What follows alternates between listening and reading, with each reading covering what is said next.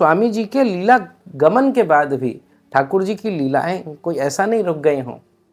अनंत अनंत भक्तों को ठाकुर जी सुख प्रदान करते रहे हैं। ऐसे ही एक भक्त हुई हैं श्री नाथिया बाई जी। बड़ा ही सुंदर चरित्र है और ब्रज के कवि हुए हैं आशु कवि श्री यादवेंद्र जी। तो उन्होंने इनके चरित्र को देखा और प्रसाद आदि भी पाते थे, तो इनके लिए एक छप्पय प्रसंग एक कुंडली के रूप में लिखा। ये कैसी थी श्री नाथिया बाई कि संतन के सुख देन को नाथिया जोरी पैठ और चूल्हे ते दिन भर लड़े बांधी क्रोध की फेंट और बांधी क्रोध की फेंट दनादन से के रोटी जैसे ग्राहक लखे बनावे पतरी मोटी मुंह भुरसावे सबन को करीगारिन को जाप ख्याति पाई जगत में संतन के परताप। तो संतन के सुख देन को, प्रथम चीज संतों के प्रति बड़ा भाव था और श्री कुंज बिहारी लाल से बड़ा प्रेम था। क्या मानती थी? श्री ठाकुर जी को अपना भ्राता मानती थी, भाई मानती थी। जब इनका अल्प आयु में ही विवाह हुआ है, पति का गमन हो गया, तो भाई के संग रही हैं, परंतु जब भाई का भी शरीर छूट गया है तब हृदय बांधकर, भैया जिसका कोई नहीं, दास अनाथ के नाथ आप हो, दुख सुख जीवन प्यारे प्राण आप हो। तो बस हृदय में गांठ बांध ली और वृंदावन की ओर आगमन हुआ है आपका। जब वृंदावन में आई हैं तो किसी ने आपको बताया कि भैया श्री बिहारी जी का मंदिर इधर है, आप इधर जाइए। अब कई लोगों का आश्रय भी लेने का आपने प्रयास करा पर उतना नहीं मिल पाया। जिस दिन आप वृंदावन आई थीं उस दिन रक्षाबंधन का दिन था, श्रावण मास चल रहा था। आपके हृदय में भावना येन केन प्रकारेण किसी भी तरह मैं श्री कुंज बिहारी लाल बाके बिहारी लाल को राखी बांध दूं। अब आप बड़े प्रयत्न करके पहुंची हैं मंदिर पे, मंदिर के बाहर खड़ी रहीं, अंदर जाने को कुछ व्यवस्था ना मिल पाई, ठाकुर जी के दर्शन पट बंद हो गए, बड़ो प्रयास करो आपने परंतु फिर भी दर्शन नहीं मिले, तो आप अपने अश्रुओं को बहा रही हैं। अब छोटी सी बालिका हैं, छोटी सी आयु है और श्री ठाकुर जी को अपने भ्राता भाई के रूप में बांधा है। तो ऐसा रसिकों का, ऐसा सुंदर भक्तों का वर्णन मिलता है कि स्वयं बिहारी जी आकर आपसे राखी बंधवा कर गए हैं। आपकी जो राखी थी गोसाई जनों द्वारा श्री कुंज बिहारी लाल को अर्पित करी गई है और उस दिन से जो आपका संबंध बन गया, आपके ऊपर कोई विपत्ति आती श्री ठाकुर जी महाराज आकर रक्षा करते, श्री कुंज बिहारी बाके बिहारी लाल आकर आपकी रक्षा करते, हर समय आपके लिए तत्पर रहते। कभी कोई भोजन आदि बनाती, गेहूं आदि कम पड़ जाता तो कभी सेठ का रूप धारण करके आ जाते, कभी आपका स्वास्थ्य अस्वस्थ होता, कभी आप गेहूं आदि को पीसने के लिए चक्की ना चला पाती तो ठाकुर जी सेवक का रूप बनाकर आ जाते और आपकी सहायता करा करते। ऐसी सुंदर सुंदर लीला करते थे। एक बार की बात है कि आप जब धीरे धीरे आपकी ख्याति होने लग गई, सब लोग जानने लग गए आपको, तो ट्रांसपोर्ट वाले कई लोग थे, उन्होंने आपके प्रति श्रद्धा करी और आपको संत सेवा में बड़ी रुचि थी।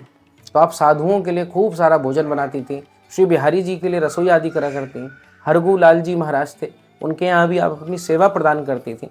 तो गेहूं आदि भिजवाया जाता था, पर कुछ ऐसा पड़ गया, बाढ़ी बहुत ज़्यादा बारिश होने लग गई, प्रांतीय व्यवस्था भी थी, एक प्रांत का जो अनाज है दूसरे प्रांत में नहीं जा सकता।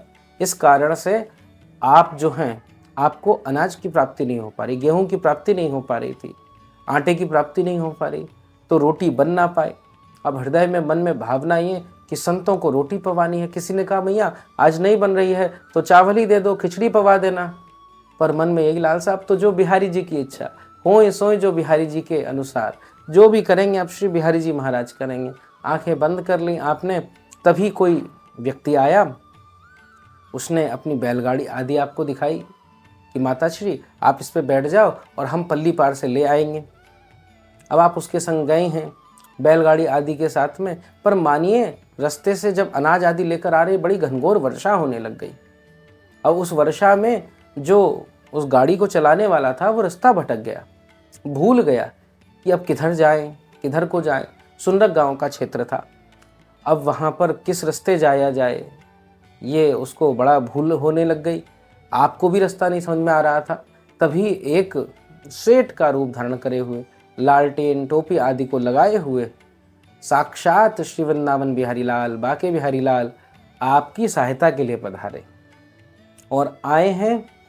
और आते ही जैसे आपने उनका सुंदर रूप देखा है तो आपका हृदय तो श्री कुंज बिहारी लाल के सुंदर दर्शन करते ही मुग्ध हो गया, उन्हीं में खो गया मानो। अब बड़ो प्रयास करे, जैसे ठाकुर जी आए बताने लगे देखो ये मार्ग है, और आगे जाकर उनको वो लालटेन भी दे दी, क्योंकि रात्रि का समय था, मार्ग दिख नहीं रहा था। अपनी लालटेन प्रदान कर दी और कह दिया इसको लेकर आगे चले जाना। अब जैसे नाथिया बाई जी आगे पहुंची हैं तो मन में तो बस उसी छवि का ध्यान, इधर से रास्ता जा रहा है और वही सुंदर सुकोमल बालक, वैसे मन में कुंज बिहारी श्री हरदास इस मंत्र का जाप चलता था। पर आज कुछ विचित्र हुआ है, आज केवल उन्हीं की छवि का स्मरण हो रहा है। श्री नाथिया बाई जी समझ ना पाई ये क्या लीला है। जैसे अनाज आदि को लेकर घर में पहुंचे हैं तो नित्य प्रति नियम था कि श्री ठाकुर जी के दर्शन करने हैं। जैसे ठाकुर जी के दर्शन करे तो वैसी ही वेशभूषा, वैसा ही सुंदर स्वरूप लिए हुए श्री ठाकुर जी को देखा तो आप समझ गई कि अपनी बहन की रक्षा करने हेतु आज श्री ठाकुर जी सुंदर लीला करी है, आज उन्होंने अपना सुंदर रूप प्रदान करा है। तो ऐसे श्री बाके बिहारी लाल ने बड़ी कृपा करी। हमारे ब्रज में एक बड़े प्रसिद्ध कवि हैं वे, जिनके पद हर कोई गाता है, श्री बिंदु जी महाराज। और आज से कई वर्षों पहले वो रामायण की कथा और भागवत आदि का वाचन करते, और नित्य प्रति का नियम था कि श्री बाके बिहारी लाल, श्री वृंदावन बिहारी लाल को सुंदर सुंदर पद सुनाने हैं। उनके पद आपने अवश्य सुने होंगे। क्या वह स्वभाव पहला सरकार अब नहीं है, कृपा की ना होती जो आदत तुम्हारी, तो सूनी ही रहती अदालत तुम्हारी, दशा मुझ दीन की भगवन, संभालोगे तो क्या होगा। ऐसे सुंदर सुंदर भजन आपने अवश्य सुने होंगे। विशेष रूप से श्री गोविंद अग्रवाल जी ने उनके खूब भजनों का, उनके खूब पदों का गायन करा है। तो ऐसे आप श्री बिंदु जी महाराज नित्य प्रति का नियम, श्री बाके बिहारी लाल से अत्यंत स्नेह, अत्यंत प्रेम, बड़ा ही वात्सल्य भाव से आप उनको भजते, बिल्कुल अपने पुत्र के रूप में जाते। और मन में क्या भाव होता, देखो भैया लोग श्री बाके बिहारी लाल को कोई पुष्प अर्पित कर रहा है, कोई माला अर्पित कर रहा है, कोई स्वर्ण अर्पित कर रहा है, कोई चांदी अर्पित कर रहा है, मैं क्या अर्पित कर सकता हूँ। तो मैं अपनी लेखनी, अपनी तूलिका से कुछ पद, कुछ लाइन, कुछ अक्षर, कुछ भाव ठाकुर जी को अर्पित कर सकता हूँ। तो प्रतिदिन जाते और ठाकुर जी को एक पद सुनाने का नियम। अब क्या हो गया, धीरे धीरे जो स्वास्थ्य है वो बड़ा खराब होने लग गया। ऐसी स्थिति आ गई, हाथ पैर चल नहीं रहे थे, बदन पूरा तप रहा था, पर नित्य का नियम है कि जाना है तो अब जाना ही है, क्या करा जाए। परंतु शरीर काम नहीं कर रहा और मन से बार बार उद्गार निकल रहे हैं कि नहीं, श्री ठाकुर जी के पास जाना है, उस नियम को करना है। अरे ठाकुर जी प्रतीक्षा कर रहे होंगे। जो भक्त है उसके भाव समझिए। भक्त कह रहे हैं, श्री बिंदु जी के हृदय में भाव आ रहे हैं, ठाकुर जी प्रतीक्षा कर रहे होंगे मेरी। हम लोग ठाकुर जी को चित्त चिन्मय नहीं मानते, इसीलिए ठाकुर जी हमारे संग लीला भी नहीं करते। भागवत के महात्म्य कहते हैं सच्चिदानंद रूपाए, श्री ठाकुर जी सत्य हैं, श्री ठाकुर जी चित्त हैं और ठाकुर जी आनंदमय हैं। जो सत्य ठाकुर को चैतन्य मानता है उसी के जीवन में आनंद होता है। आनंद माने ये जो लीला हो रही है। अब बड़ो प्रयास करो। सेवा में एक श्री किशोरी लाल जी महाराज थे, तो उन्होंने देखा इनकी बड़ी इच्छा है, तो एक ओढ़नी ले आए, चादर ले आए, गरम चादर पधरा दी, नेक इनको आराम मिलेगा। और धीरे धीरे डंडे को ले लिया और हाथ कंपन कर रहे हैं, पैर कांप रहे हैं। उनकी सहायता करते हुए किशोरी लाल जी इनको धीरे धीरे बिहारी जी के द्वारे ले गए हैं संध्या समय पर। इससे पूर्व शिष्यों ने चरणामृत आदि भी प्रदान कर दिए, फिर भी इनको आनंद नहीं आया। हृदय में यही, इन आँखों का उपयोग तभी है, इस शरीर का उपयोग तभी है जब अपने इष्ट के दर्शन करूं। आप अगर वृंदावन वास कर रहे हैं, ब्रज वास कर रहे हैं और अपने इष्ट का दर्शन ना करें तो उस दिन को उस ब्रजवास से हटा दीजिए, ऐसा सदगुरुदेव भगवान कहते हैं। तो बस चल पड़े, बड़ी बुरी स्थिति, परंतु पहुंच गए जैसे तैसे। धीरे धीरे जगमोहन की ओर बढ़ रहे हैं। ऊपर पहुंचे तो कटघरे लगे हुए थे और उधर ही बाईं तरफ कटघरे में जाके खड़े हो गए और बस कांपते हुए हाथों से श्री ठाकुर जी की बलिहार ले रहे हैं। कैसा आज सुंदर स्वरूप है, कैसी आज सुंदर इनकी रूप माधुरी है, इसका आनंद ले रहे हैं। और आंखों से झरझर आंसू आने लग गए हैं, हाथ कंपित होने लग गए हैं। कभी मुस्कुराते हैं तो कभी एक अजीब सी उदासी छा जाती है। श्री किशोरी लाल जी जो संग में आए थे वो इस रूप को, इस भाव को समझ नहीं पा रहे हैं। वहाँ तो कुछ बोलना उचित नहीं समझा, परंतु जब घर वापस ले गए तो जाते हुए मन में आया पूछूं, पर सोचा नहीं, अभी पूछूंगा तो वैसे भी परेशान हैं। घर पहुँचे, लेटाने के लिए उनको बैठाल दिया और उसके बाद में जब कंबल आदि उड़ा दिए तो उसके बाद चरणों को दबाते हुए पूछने लगे, गोसाई जी एक बात बताइए, श्री बिहारी जी मंदिर में आज इतना आप रुदन क्यों कर रहे थे? कभी आप हंसते, कभी आप रुदन करने लगते, कभी एकदम विचित्र स्थिति हो जाती, कभी मानो आप नाच उठ रहे हैं, आप जोर जोर से पदों का गायन करने लग जाते। आज क्या हुआ था? श्री बिंदु जी ने अपने उस अवस्था में भी बैठकर किशोरी लाल जी के गालों पर अपना हाथ फेरा और बोलने लगे कि बेटा, हे पुत्र, मैं तुम्हें क्या बताऊं कि श्री बिहारी जी ने कैसी कृपा करी है, कैसे उन्होंने मुझे आनंद प्रदान करा है। मैं तो कांपता हुआ उन तक पहुंचा, मुझ में क्या बल था, परंतु मुझे उन्होंने बल प्रदान करा। जब वहां पहुंचा तो मुंह से एक शब्द निकालने का स्थिति नहीं थी, मुंह से एक भाव निकल जाए। जब किसी व्यक्ति की तबीयत बड़ी खराब होती है तो उसकी बुद्धि कैसे काम करेगी? और पद रचना के लिए तो कवि होना पड़ेगा, उसको बुद्धि लगानी पड़ेगी, कवि से बड़ा बुद्धिमान व्यक्ति नहीं होता। तो वहां बुद्धि मेरी काम नहीं कर रही थी। तो क्या हुआ, कैसे हुआ? तभी ना जो गर्भगृह में बैठे बाके बिहारी जी हैं ना, निकुंज में बैठे हुए कुंज बिहारी जी हैं ना, वो अपने सिंहासन से उठ खड़े हुए और मेरे शीश पर हाथ फेर दिया, मेरे गले पर अपना हाथ फेर दिया और मुझसे कहने लगे, अरे बिंदु, आज मुझे पद नहीं सुनाओगे क्या? जैसे उन्होंने कहा तो आंखों से आंसू निकलने लगे कि कैसे मेरे ठाकुर दयाल हैं, और मुख प्रसन्नता से इतना आनंदित हो गया, उनके स्पर्श से मेरा रोम रोम हर्षित होने लग गया, इसीलिए सुंदर मुस्कान आ गई और मेरे मुख से पद निकला। क्या पद निकला? कि कृपा की न होती जो आदत तुम्हारी, तो सूनी ही रहती अदालत तुम्हारी। जो दीनों के दिल में जगह तुम न पाते, तो किस दिल में होती हिफाजत तुम्हारी। गरीबों की दुनिया है आबाद तुमसे, गरीबों से है बादशाहत तुम्हारी। न मुल्जिम ही होते, न तुम होते हाकिम, न घर घर में होती इबादत तुम्हारी। तुम्हारी ही उल्फत के दृग बिंदु हैं ये, तुम्हें सौंपता हूँ अमानत तुम्हारी। कृपा की न होती जो आदत तुम्हारी। हे प्रभु, हे दयाल, यदि आपकी कृपा की आदत ना होती, आज जैसी कृपा आपने मुझ दीन पर कर दी है, तो कैसे, इसीलिए इसी कारण से इस मंदिर में, इस गृह में, इस निवास में, इस भवन में, इस वृंदावन में भक्तों का जमावड़ा रहता है। आप दीन वत्सल हो, आप दयानिधि हो, आप गरीबों को सुख देने वाले हो, आप पापियों पर भी कृपा करने वाले हो। ऐसे सुंदर भाव, ऐसे श्री बाके बिहारी लाल जी ने, कुंज बिहारी लाल जी ने श्री बिंदु जी महाराज पर कृपा करी। और आज भी मोहन मोहिनी नाम की एक पुस्तक आती है, वो आप देख सकते हैं श्री बिंदु जी की, जिसमें उन्होंने श्री कुंज बिहारी लाल ठाकुर जी के लिए सुंदर सुंदर पदों की रचना करी है। एक बार प्रेम से बोलिए श्री बाके बिहारी लाल की जय हो। तो ऐसे ठाकुर जी महाराज कृपा करते हैं, और ऐसा नहीं कि केवल कृपा कर दी और इन्हीं भक्तों के साथ में जो भी भोला व्यक्ति हो, जरूरी नहीं कि कवि ही हो, ज्ञानी ही हो, परम अज्ञानी हो। जैसे एक ग्वाला था, तो उसको ज़्यादा कुछ पता नहीं था। एक दिन कथा आदि सुन ली तो मन में भाव बन गया कि भैया वृंदावन जाना है, वृंदावन धाम को वास बलो, जहाँ पास बहे यमुना पट रानी।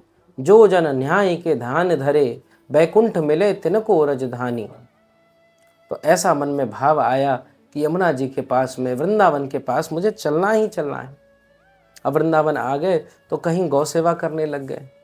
अब गौ सेवा करते थे तो मन तो बिहारी जी के दर्शन के लिए ललायित रहता, तो वो सेवा सही से बन ही ना पाती। बार बार बिहारी जी को जाते तो उसने भी निकाल दिया।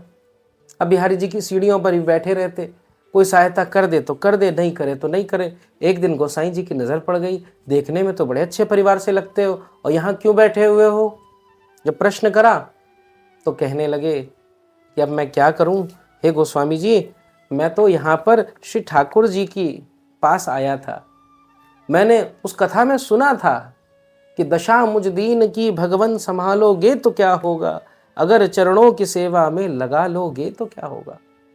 मैंने मन में विचार करा कि अगर येन केन प्रकारेण इस मनुष्य जीवन का उपयोग क्या है, तो भगवत के कथा व्यास बता रहे थे कि ठाकुर जी की सेवा करना बड़े भाग मानुष तन पावा, सुर दुर्लभ सद ग्रंथ ही गावा।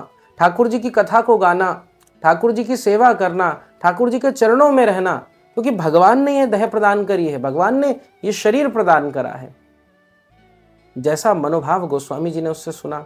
अच्छा, तो बिहारी जी की सेवा करना चाहते हो तो ठीक है, आज से तुम सेवा करना, यहाँ पर द्वार पर ही बैठे रहना, और जब मंदिर आदि बंद हो जाए तो तुम सेवा करना। देखना कोई आए नहीं, कोई जाए नहीं, और उसके बदले में मैं तुम्हें भोजन आदि की जो भी सुविधा है वो देता रहूँगा। नित्य प्रति बिहारी जी के दर्शन करो। अब गोसाई जी की तो बड़ी कृपा हो गई। ओह, बड़े आनंदित हो गए, बड़े प्रसन्न हो गए कि जय हो जय हो। भैया गोस्वामी जी महाराज कौन हैं, श्री ठाकुर जी के सेवक कौन हैं।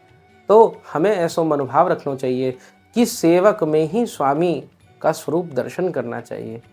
कि ये सेवक कौन है, बिहारी जी की सेवा करते हैं, तो ये साक्षात श्री बिहारी जी के ही सखी स्वरूप हैं, बिहारी जी के ही सहचरी स्वरूप हैं। तो बड़ी करुणा करी, आनंद के संग सेवा करता।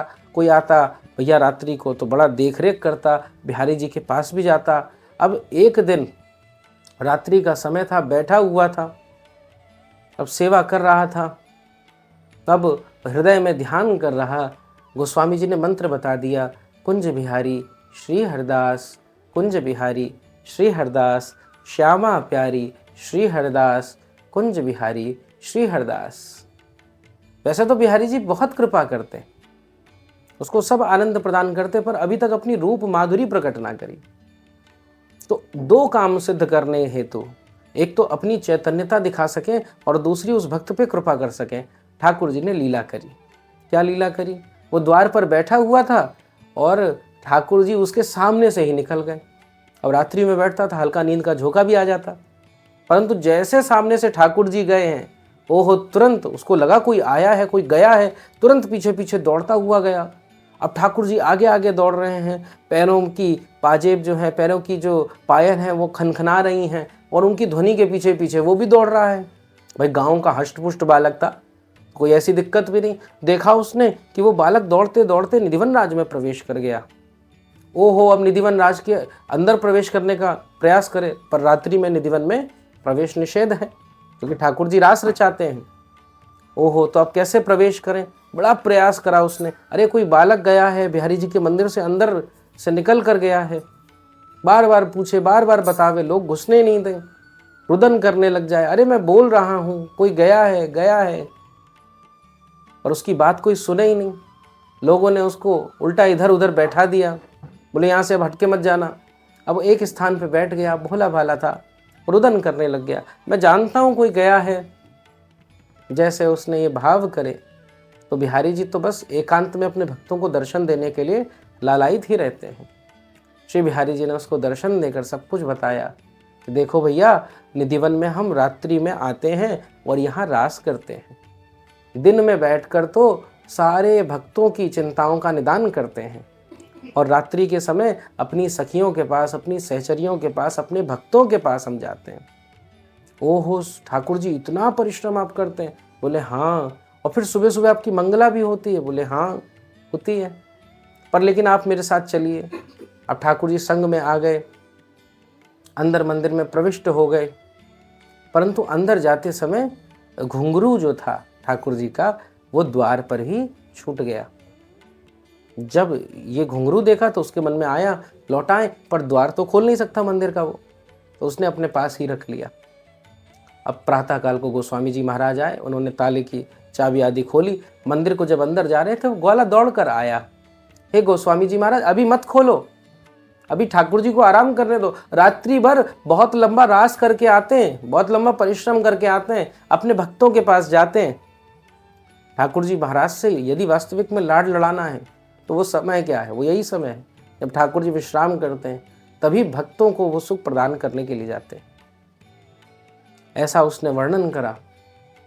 गोस्वामी जी महाराज सोचने लगे, अरे कल का व्यक्तित्व आया, क्या पता भाई तुम्हें, अरे चलो हमें द्वार खोलने दो, मंदिर का नियम है, मंगला करनी है, नियम थोड़ी ना तोड़ेंगे। पर जब ऐसा कहा, अरे मेरे जानता हूँ वो बालक के रूप में गए थे, निधिवन को गए और वहाँ उनका रास हुआ, अरे तुम्हें ये सब कैसे देख लिया, बातें बना रहा है, भगा दिया उसको। बोले ये देखिए, हाथ में से एक कागज निकाला और कागज में चुपड़कर एक घुंघरू रखा था। बोले मैं मंदिर के अंदर जा नहीं सकता, चारों ओर से मंदिर बंद है, ताले की चाबी आपके पास है, ठाकुर जी का घुंघरू यहाँ पर है, ये प्रमाण है। गोसाई जी ने उसको देखा, घुंघरू को लिया, मंदिर के अंदर प्रवेश करे तो देखा ठाकुर जी का वही घुंघरू गायब था। तो जान गए ये सत्य कह रहा है।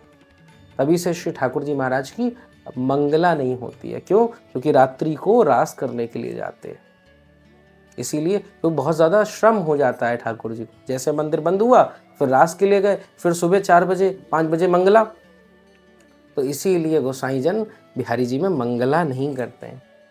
ऐसे हमारे प्यारे श्री वृंदावन बांके बिहारी लाल हैं। ऐसे तो अनंत लीलाएं हैं, पर कहने का अभिप्राय यह था, इन लीलाओं को सुनाने के पीछे का भाव ये था, ऐसा नहीं है कि बहुत पहले की बात है, 3-4 साल 100 साल पहले की बात है कि ठाकुर जी लीलाएं करते थे, अब नहीं करते हैं।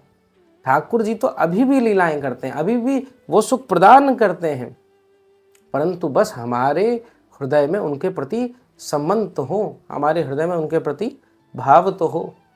यदि वो भाव नहीं होगा तो ठाकुर जी लीला कैसे करेंगे?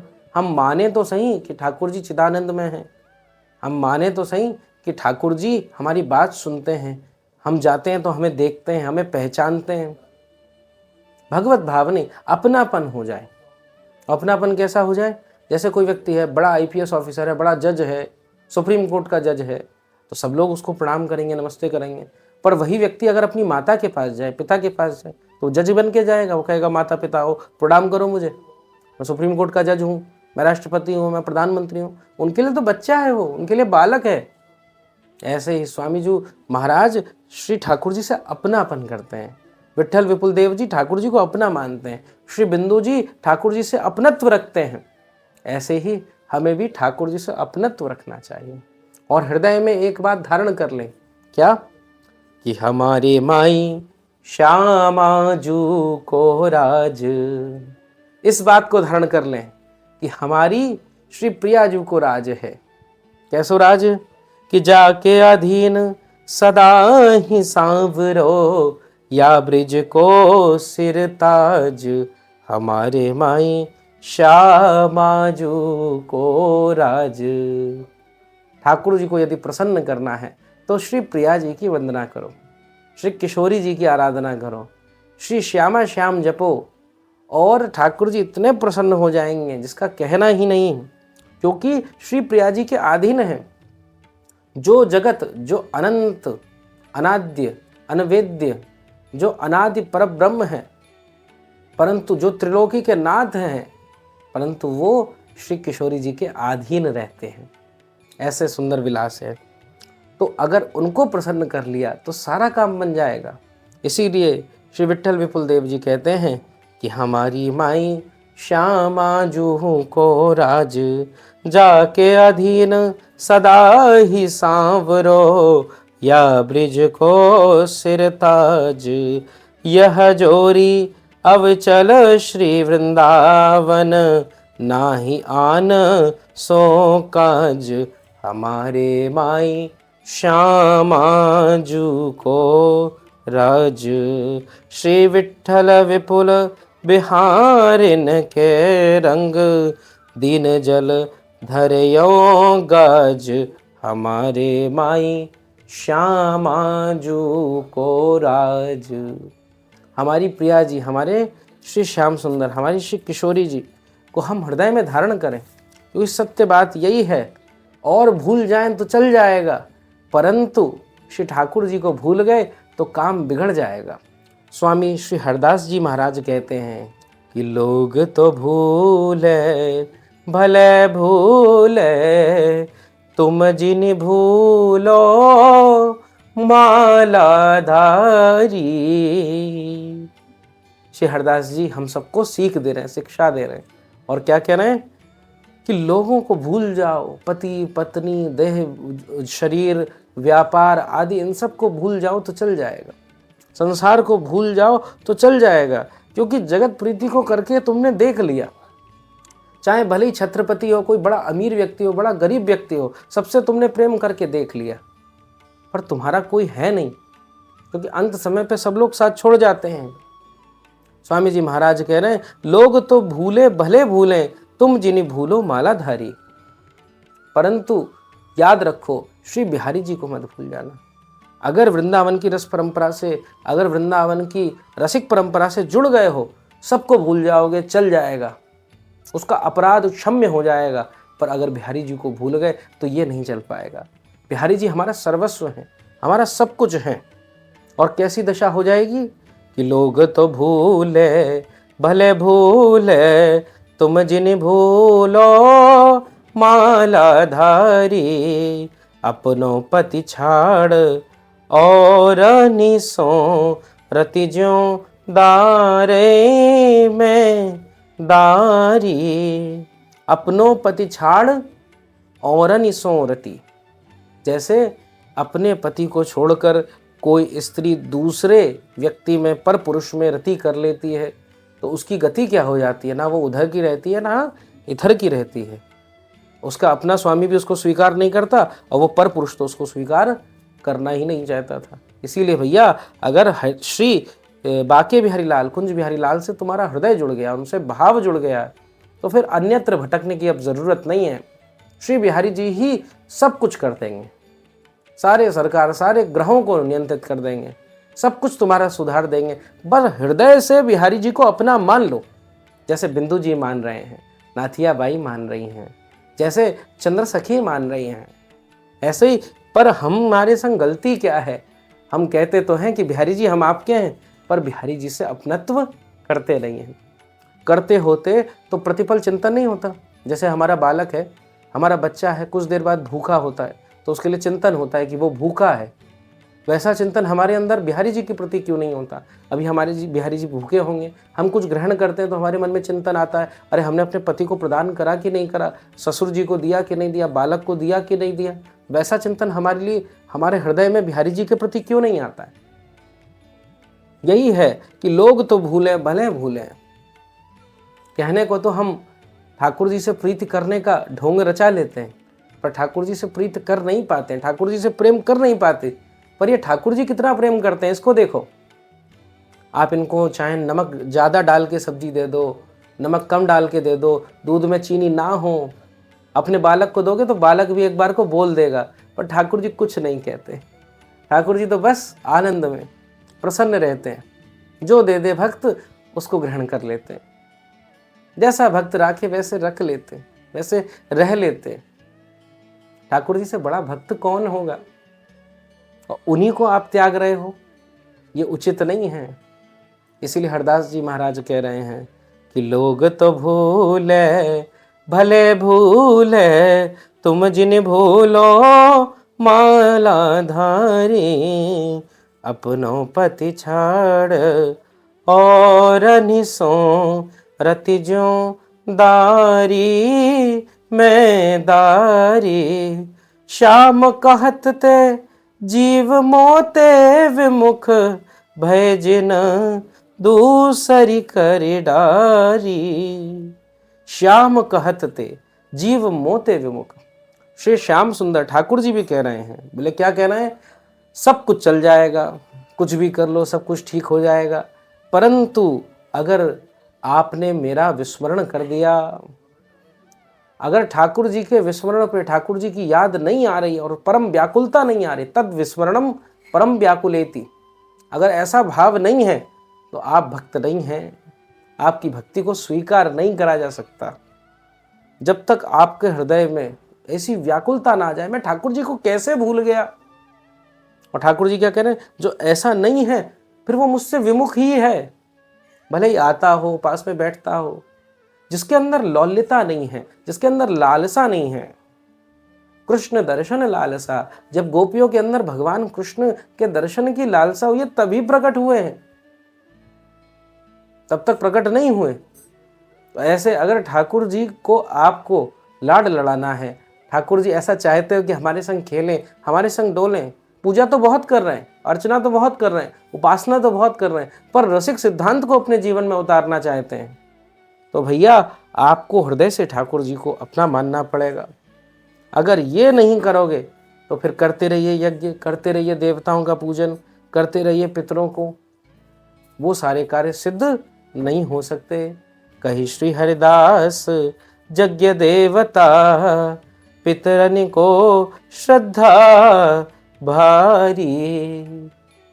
कह रहे हैं श्री हरिदास जी महाराज, लोग यज्ञ करते हैं, देवताओं का पूजन करते हैं, पितरों आदि का पूजन करते हैं।